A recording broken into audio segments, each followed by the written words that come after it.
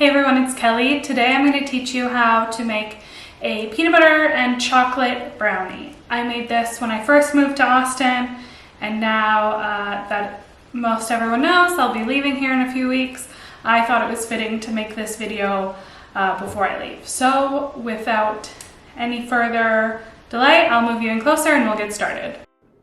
Okay, so I am using a box brownie mix because I don't have a better recipe for brownies, and this works every time, especially because we're going to add stuff to the top of it. There's no need to go all in with how fancy these are.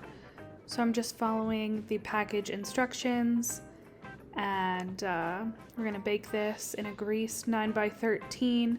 I think it takes like 25 minutes in the oven, so we'll be back once this is done and cooled.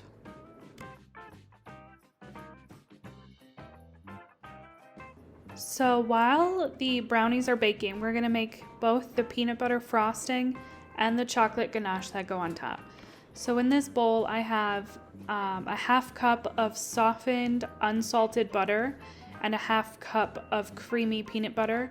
I'm gonna use this hand mixer that my best friend Catherine got me for my birthday because she watched my video where I said I didn't have one, and so she sent it to me.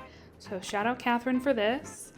And you can see there that the butter and peanut butter have been creamed together nicely. You can't tell what is peanut butter and what is butter, so I'm just going to add a splash of vanilla extract and mix that in. And from there, I'm going to slowly add in powdered sugar, which you can see, and heavy cream to thin it out. One thing I like to do, well, obviously you always got to scrape down the side of the bowl. You don't want to waste anything.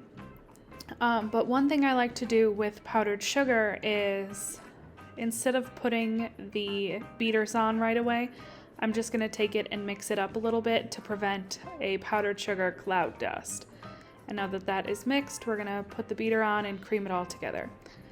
So I'm going to repeat this, add some heavy cream as needed to thin it out and get my desired consistency. And once I'm happy with the final product, we will move on to the chocolate ganache topping.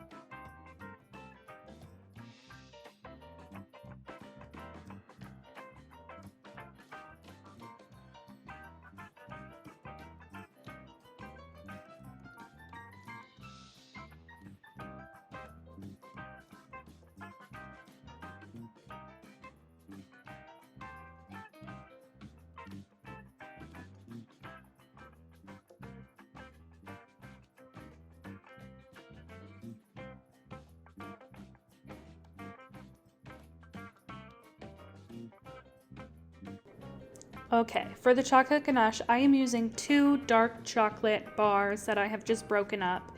And over the top, I'm pouring 3/4 of a cup of warm, almost hot but not boiling heavy cream. And I'm just going to let that hang out and help melt the chocolate before I try to stir it all up, which will save a lot of time and frustration down the line and ensure a really creamy chocolate topping.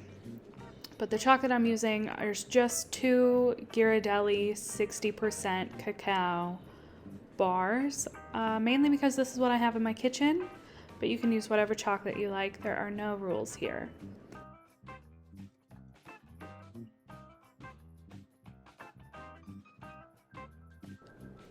Since the chocolate had been steeping in the heavy cream, you can see it's very easy for me to mix.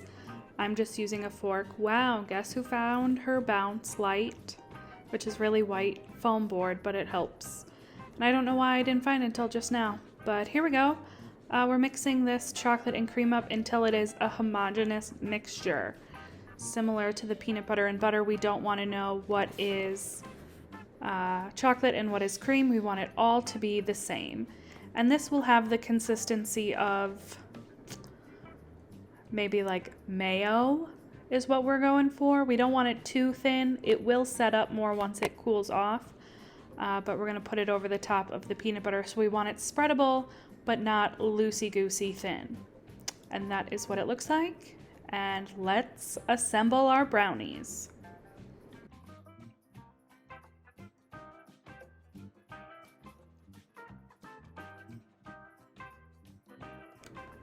All right, let's assemble our brownies. So these came out of the oven maybe 10-15 minutes ago, so they're still warm, which will help spread this peanut butter frosting on top. But if you're making this ahead or you don't have time to frost it right away and assemble it, just put the brownies in the fridge so they're nice and cold. And then before you put the peanut butter frosting on top, whip it back up so it's easier to use and more pliable, spreadable, more spreadable.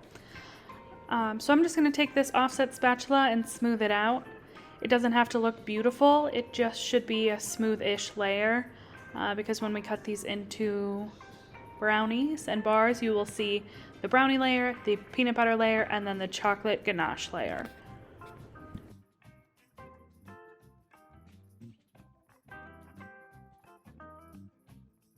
Okay, so here's the chocolate ganache. This has been sitting out for a while. I did throw these brownies and peanut butter into the freezer for a minute just to help set. So the peanut butter and chocolate don't necessarily swirl together that much, but it won't be a big deal if it does because, again, no rules and it's going to taste delicious. So here we go. I'm just going to smooth out the top.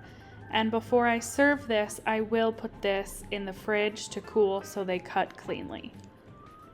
Wow, magically they're cooled. Not all the way, but cooled enough for me to cut into them. So here we go. I am team corner piece, but I also know that the first cut of any baked good is always the worst one. So I'm gonna go for a middle piece to start. There we go. Just gonna squeeze right on out of there. And you can tell it's a little warm still because the chocolate has melted over the cut there, but this corner piece will give a better idea of what it looks like. And there you go. These are the chocolate, peanut butter chocolate brownies. They are really delicious. I highly recommend making them. And yeah, we'll try to get a few more videos done before I leave Austin. So thanks so much for watching, and I will see you guys in the next video.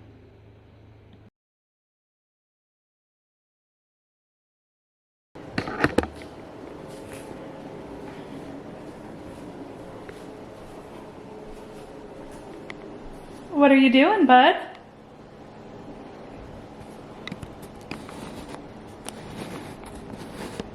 What are you doing? Okay, we can talk.